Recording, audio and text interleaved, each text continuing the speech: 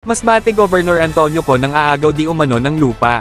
Simula nang makabalik sa Kapitolyo si Masbate Governor Antonio Co noong 2016 dito na nagsimula muli ang mga gawain ni Masbate Governor Antonio Co, ang manggamkam ng mga lupain ng mga pobreng magsasaka, ayon sa nakuha na impormasyon ng BMP News correspondent natin sa Masbate. Ang unang hakbang ni Antonio Co ay ipapatawag muna ang may-ari ng lupa at kunwari bibilhin ito, pero hindi naman ipinagbibili ng may-ari kaya pipilitin nito at tatakotin ang may-ari ng lupa sa mga guns nito na iikot na sa lupain na gustong kunin ni Co. Kapag hindi talaga pumayag ang may-ari kinabukasan magugulat ka na lang na binabakuran na ang iyong lupaing sinasaka, kahit anong gawin mo upang pumalag sa pagbabakod nila, ay hindi ka na makakapalag dahil ang mga tauhan nito ay nakabantay sa mga trabahante na nagbabakod at puro may mga armas kaya ang mga pobreng mga magsasaka ay mananahimat na lang at tuluyang nang tinanggalan ng karapatan sa lupang pinagkukunan ng pangkabuhayan, tulad na lang sa bayan ng Kawayan. Nakita natin ito sa isang post sa Kawayan Talk Facebook page group at nang viral ito.